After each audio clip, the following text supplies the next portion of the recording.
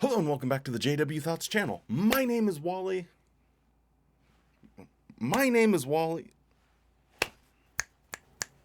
Is this thing broken or something? What's going on? We've been waiting for you.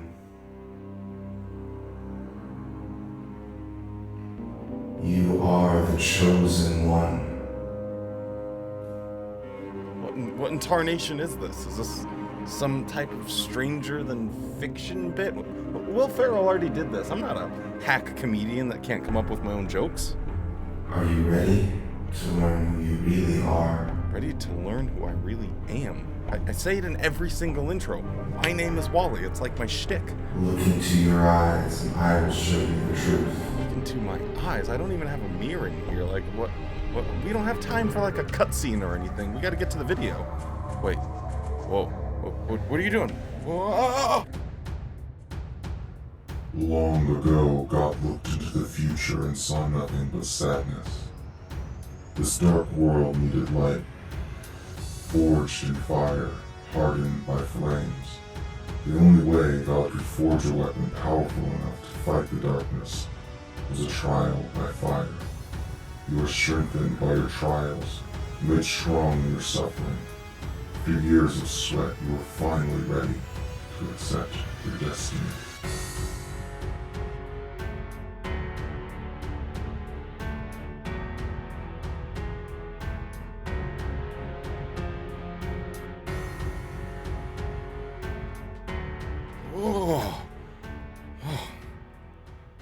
Well, looks like I'm the chosen one.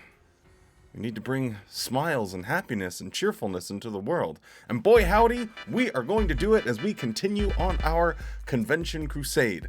Boy, that was a weird intro. It was more of an idea and I didn't know how it would be executed. So, hey, for the efforts, don't forget to drop a like on this video and subscribe to the channel if you want to help to support the channel and also get additional bonus content with every upload. You can either become a channel member or consider joining the Patreon. It helps me out a lot, helps the channel stay afloat, all of that good stuff. With that being said, let's do this.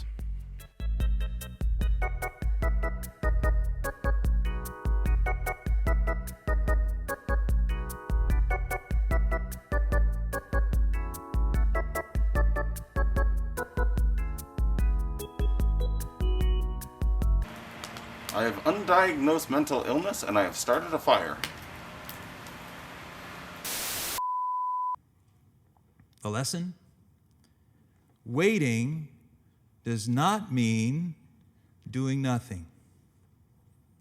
Instead, showing patience means doing everything we can to support Jehovah's sovereignty while waiting on Jehovah's time.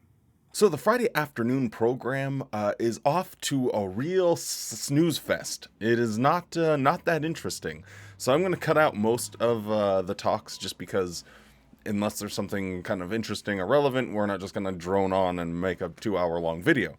But I did just want to highlight this because it is something that just, I mean, obviously it's the theme of the entire convention, but I found it noteworthy that he says, it doesn't mean doing nothing. It means doing nothing outside of Watchtower. That's the message. No, we can still stay busy while we're exercising patience. And by busy, we mean doing free work for Watchtower. It has nothing to do about self-improvement or helping yourself or setting yourself up for success for your future or your family. No, it's do nothing but work for Watchtower. Now, you might recall, shortly after Jesus' baptism, he was led into the wilderness where he was tempted 3 times by the devil. Now, we're familiar with those temptations, but what's fascinating is that Jesus' response to each of those 3 temptations has a connection with his patience. How so? Well, each time the devil tempted Jesus, Satan was essentially putting before Jesus a shortcut. When Satan told Jesus to turn stones into loaves of bread, he was essentially saying, you don't have to wait for your Father to feed you. You can take matters into your own hands. Feed yourself. A shortcut. When the devil told Jesus to hurl himself from the temple, he was essentially saying, you want to be the Messiah? You don't have to work hard. travel through the land, wait for your Father to draw people to you. Just go to the center of town, perform a miraculous stunt. You'll have all the followers you want. A shortcut. And when the devil offered Jesus all the kingdoms of the world in exchange for one act of worship, he was essentially saying, you want to be king of the world? You can have that right now. No suffering, no torture stake, a shortcut. How did Jesus respond? In each of these three cases, Jesus responded with patience. The basic premise of his talk is he's talking about these shortcuts that we don't want to take. And basically it's just a way to keep Jehovah's Witnesses doing absolutely nothing, because it's their goal is to get to the paradise, right? So if your goal is to get to the paradise, I would like for him to suggest what kind of shortcut. Is it a shortcut to being happy? Is it a shortcut to achieving goals? It's almost as if he's telling people that they shouldn't do anything whatsoever. And I think that's why he had that other bit in there. Now, that doesn't mean that we do absolutely nothing. But essentially, he's just saying, hey, you just need to sit around and wait forever. And it's just really saddening, because this is the next wave of heavy, hardcore indoctrination that a lot of our family members are having or being subjected to. And they're just going to sit there and nod along and be like, yeah, we just got to keep waiting. We just got to keep waiting. All the while, the wrinkles on their face are getting deeper. Their knees are giving out on them, but they're just still nodding. We just got to be patient. We got to be patient. And yeah, we know where that will get them in the end. For example, have you ever been tempted to take a shortcut? To put aside Jehovah's way of doing things? To get to some goal or satisfy some desire, even if that goal or that desire is not a bad thing. Well, if that happens, friends, imitate the patience of Jesus. Trust Jehovah enough to wait on him. Love Jehovah enough to trust him. If you want to be a spiritual person and wait for God or rely on God for him to help you or whatever, that's not my bag of chips, but hey, everyone, there's a reason there's 50,000 different types of chips in the world. Everyone's got a little bit different flavor that they enjoy. And the problem is, you can't wait on Watchtower. You can't trust Watchtower. You can't demonstrate your love by trusting them, because they are untrustworthy. They don't have a good track record of telling the truth, being honest, staying consistent, doing the right thing.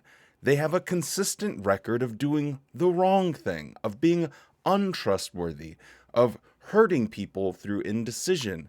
They have a very bad history of straight up making things up that affect people's lives forever, and then saying, oopsie, we must have gotten that one wrong. So if they're going to ask for the trust, because remember, Watchtower is the same as Jehovah, because they speak for him. So if you just remove the middleman, would be my suggestion if you want to be a spiritual person. Just take out Watchtower, and you can trust in your God all the same. It won't make any difference. I just get frustrated whenever they try and make it about someone's faith and their relationship with God, when in reality what he's talking about is how much faith and confidence do you have in Watchtower? And the answer to that should be, why would I?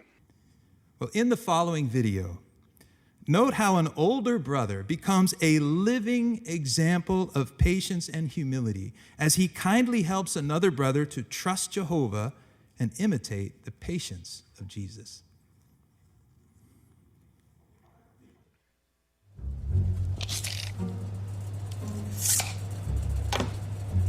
Thomas, my brother. Winston, you all right? Fine. What's going on here? Just a minute, Winston.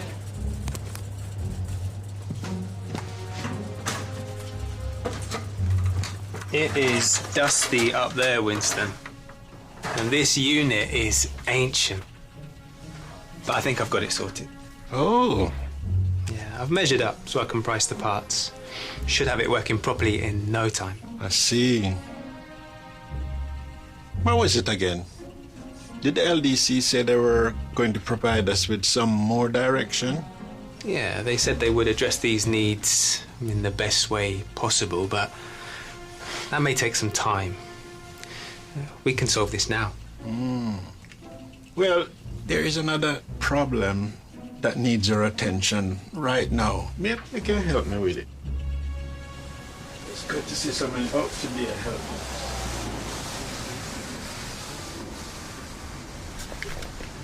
Oh yes, it doesn't matter someone's age, you get this, young people, old people, middle-aged people, everyone gets involved in staying busy, working for free for Watchtower. It's ridiculous when they show these things, but here the concept is really just being drilled into people's minds. It's the old, even if it doesn't make sense, we still follow direction. Even if you find a better solution, a good way of solving a problem, like your HVAC not working inside the Kingdom Hall and everyone's there sweating balls, like, maybe you just go and fix the darn thing. Isn't that why you have a surplus of money to do it?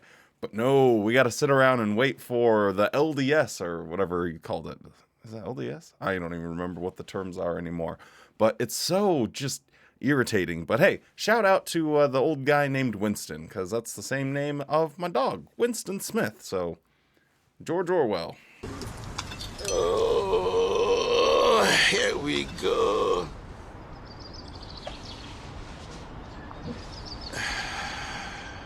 You know, we just did this. You look away for a minute, and they spring up again. Gardening, is hard work. It takes time and patience. Seems like I have little of either lately. Let me ask you something. When you picture Jesus, what do you see? I rode into town on an ass. Yo mama's ass.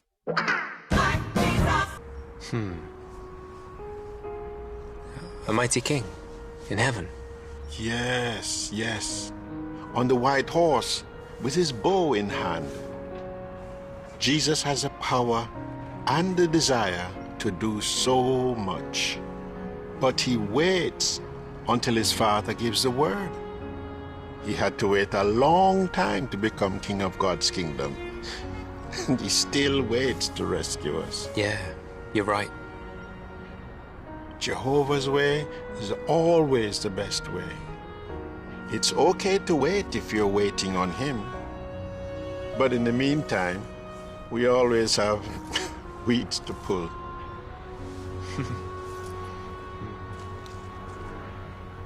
Imagine living in a universe where Jesus comes back and the people that he decides to save are the ones that are stealing from the poor and giving to the rich, people that are not actively trying to make the world a better place, people that are just sitting around building kingdom halls for a giant real estate company that used to be a publishing company, but found out it was really expensive to publish paper things.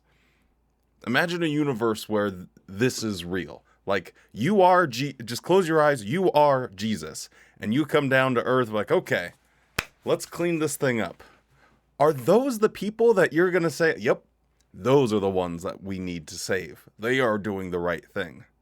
It's an absolutely ridiculous narrative. It makes absolutely no sense whether you are a spiritual person, a believer, or not. It just doesn't track on any level. The temperature felt good today. Yes, Winston. This was definitely better than my quick fix. True, Thomas. The project was a success. But we needed to be patient. I guess it was worth the wait. You know, Winston, ever since I've known you, You've always been so patient. So come on then, what's your secret? When excessive anxiety and tension are interfering with rehabilitative efforts, Valium. A lot of practice. Really? I imagined you were always this way. I can assure you that is not the case. Tell me more.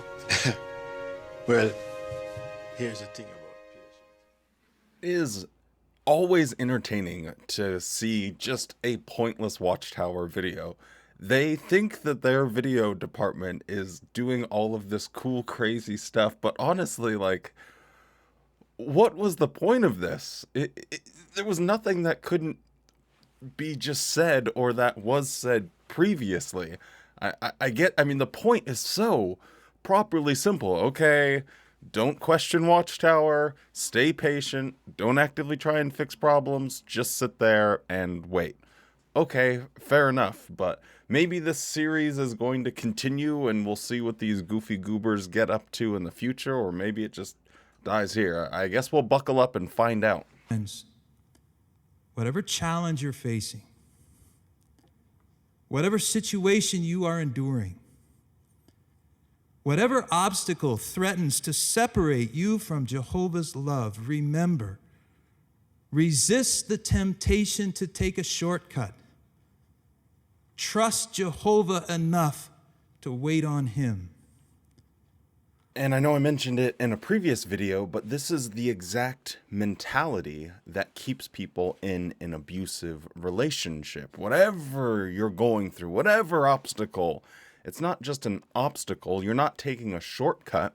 You are trying to improve your life.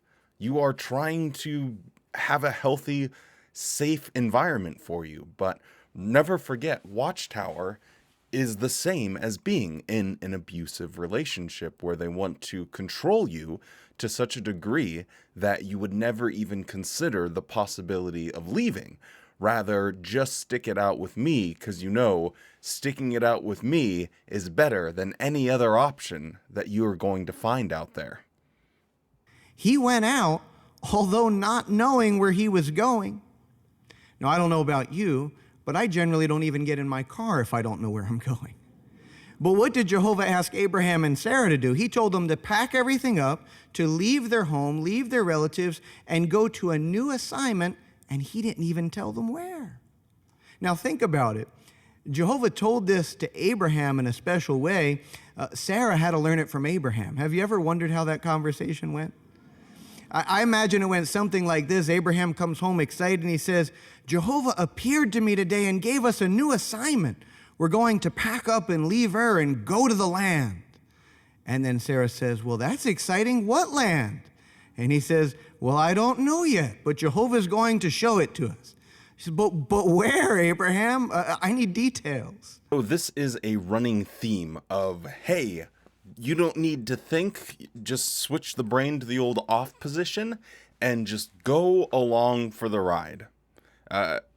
It's so wacky because you can see the comparison that he's drawing here. In his mind, Watchtower, the governing body, they are Abraham, and the rest of Jehovah's Witnesses, they're Sarah. So, okay, they get the special download. God speaks to them directly, or whatever the case is.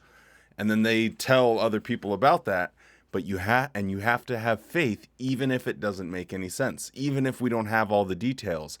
Just be patient and have faith. And this is really scary in a lot of ways, because we have so many examples throughout the world and throughout history of people making claims like this, where they think God was talking to them and ask them to do something ridiculous.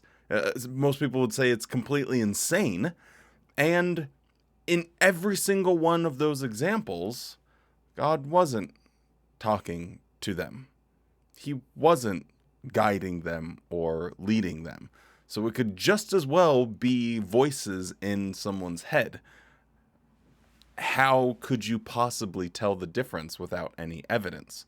And that's the real problem with this narrative, is it gets into like silliness, and it's just being like, ha ha, he, okay, Jehovah's Witnesses, LOL. And it goes beyond that to the point where, quite literally, it could be dangerous if the governing body decide or vote on something that is more extreme. Let's say, for instance, your child needs medical care, and you're going to listen to what some guys in New York have, what the voices in their head say about the scriptures.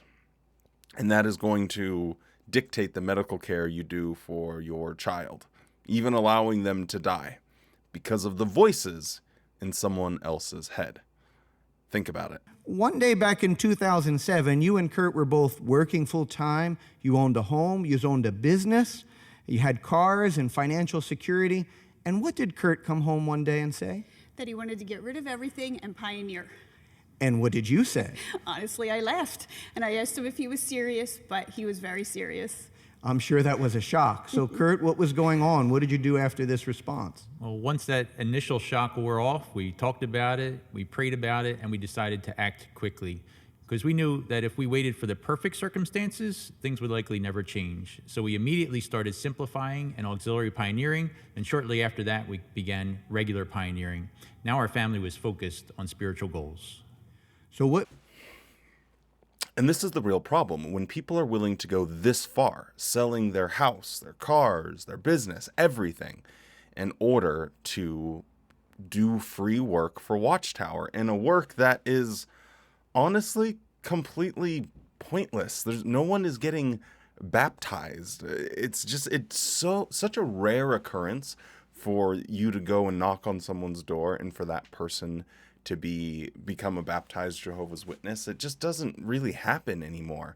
And so it's just really sad to see someone throw something good, their, financial freedom and security, and throw all of that in the bin so they can do something that's actually, in the long run, completely pointless. Even if you're a Jehovah's Witness, on some level, you must understand and realize just how little the door-to-door preaching work actually accomplishes.